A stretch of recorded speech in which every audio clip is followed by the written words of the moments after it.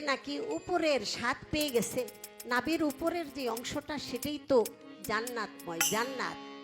উপরে ওঠার অড়াউলরা দ্বিদল সহস্রার, এখান দিয়ে 12 আঙ্গুল দম বাহিরে যায়, বাহিরেরটা বাহিরে না নিয়া যদি আস্তে আস্তে রেচক পুরো কুম্ভ ক্লুপ্ত করো, কামবিকার প্রাণায়াম অভ্যাস করো, সাধন পথে মোনাবা। কেউ যদি সেই দমটাকে দ্বিদলে অরাউল অরা মোকামের মধ্যে যদি পৌঁছায় দিতে পারে, সেখানেই লহে মাহফুজ, সেখানেই সিদরাতুল মুনতাহাপুরি, সেখানেই আলমে আরওয়া, ওখানেই আশেক মাশেক জীব পরম, গুরু শিষ্য যাই বলেন না কেন, একের ঘরে ডুব দিয়া দেখ, স্বরূপ ছাড়া নাই সাধু। স্বরূপ তোমার সেই রূপ বটে, ঘটে ঘটে নিরঞ্জন। গানের অর্থ আধ্যাত্মিকতা, বিচার বাউল গান। যার নিজের বিচার নাই, সে বিচার গানের মর্ম বুঝতে পারে না। বাস্তব জীবনে যতটুক স্বাদ পেয়েছি, আমি স্বাদের কথা ব্যক্ত করি। আমি বলেছিলাম, রতিমতি জ্যোতি তার যেন না হয় ক্ষতি। আল্লাহ বলেছে, অপব্যয়কারী শয়তানের বন্ধু, অপব্যয় করিও না। অপব্যয় কি করতে নিষেধ করছে? একমাত্র পানি সম্পদ। আল্লাহ বলে, যেই পানিতে সৃষ্টি সেই পানির প্রতি রেখো দৃষ্টি। এই পানি দ্বারা কারেন্ট, স্রোত, স্রোতের মধ্য থেকে বিদ্যুৎ, বিদ্যুৎ থেকে জ্বলে আলো, লাইট, বাতি। অতএব আমার দেহের মধ্যে যেই পানি সম্পদ, যত পানির সম্পদ আমি রক্ষা করতে পারবো, ততই আমার ভিতরে সেই আলোকিত হবে। এটাকে অপব্যয় করার জন্য আল্লাহ তাআলা নিষেধ করেছেন। আমি হাত উঁচা করি, এইটাও সেই পানির শক্তি। পা দিয়ে চলি, এইটাও পানির সেই শক্তি। আমি কানে শুনি, চোখে দেখি, মুখে বলি, আমার জ্ঞান দিয়ে, ব্রেন দিয়ে আমি সেখানে কিছু ধারণ করি, সেখান থেকে কিছু বিতরণ করি, সকল কিছু চলমান, এটা সেই পানির গুণাবলী। পানি থেকে, এটার নামই হলো আসল নূর।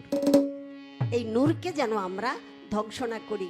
অনেক সময় দেখি বাবা সিনা টান করে চলে যায়, 2 মহিনা বোঝা টান দিয়া উঠায়, অথচ 22 বছরের ছেলে তারে যদি বলে, ধরো বাবা বোঝাটা উঠাও, ছেলে বলে, বাবা আমি মাজাটা টান করতে পারি।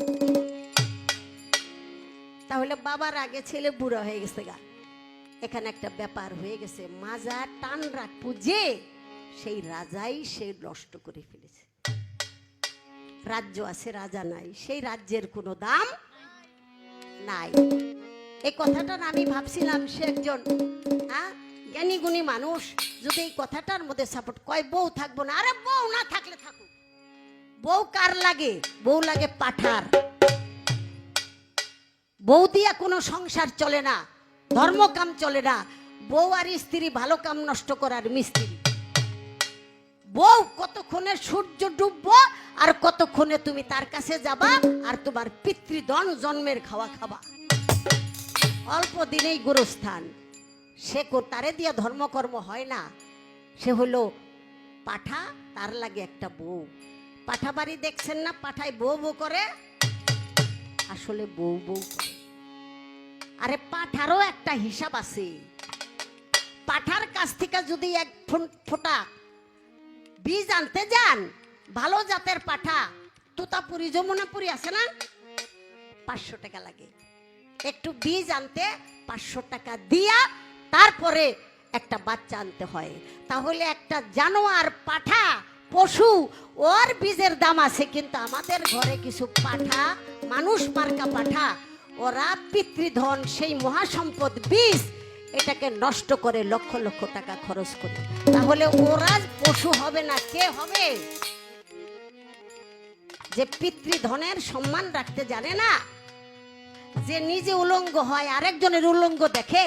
আল্লাহ বলে, তোমাকে সম্মানের পবিত্র পর্দার জীবন দিয়েছিলাম, তুমি যখন পর্দার সম্মান রাখো নাই, আগামীতে তোমাকে পর্দা খুলে উলঙ্গ করে রাস্তাঘাটে পাঠিয়ে দিব। তুমি যা খুশি তাই করো, আমি আর কোনো জবাবদিহিতা করব না। এই কথাগুলি যদি এখন আমরা বিচার গানে না বলি, তাহলে কবে বলবো? আমাদের বাচ্চা কাচ্চাগুলির তাদের মনুষ্যত্ব, মানবতা এবং পশুত্ব থেকে বেঁচে থাকতে হবে, সেটা তো আমাদের একটু হলেও বুঝাইতে হবে। ওই খালি বউ থাকবো না, বউ থাকবো না।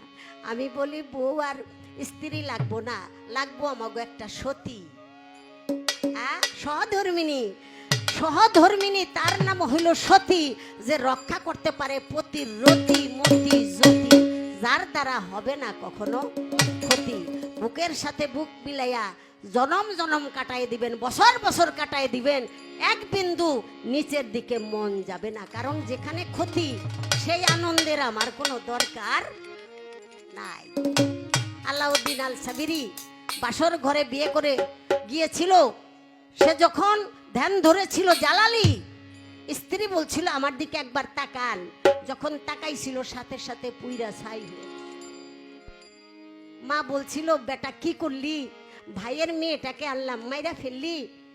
আমার শেখ ফরিদ রহমতুল্লাহ বলছে বোন রে, ওর এখন আর বোর দরকার নাই, ওর দৃষ্টিতে একমাত্র গুরু ছাড়া আর কোনো কিছু সহ্য করতে পারবে না। যে নাকি গুরুকে ভালোবেসেছে, গুরুর মতো এত বড় সুন্দর আর কিছু হইতে পারে না।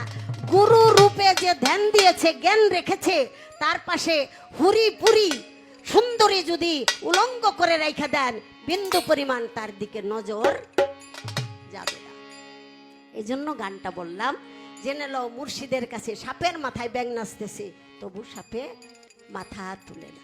বুঝি সাপে রোজা রাখছে রে, এই জন্যই আহার করে না। আগে গুরু ধরে দেখেন, করণ করে দেখেন, আপনার কোনো সমস্যা হবে না। একটা জন্য ওই গান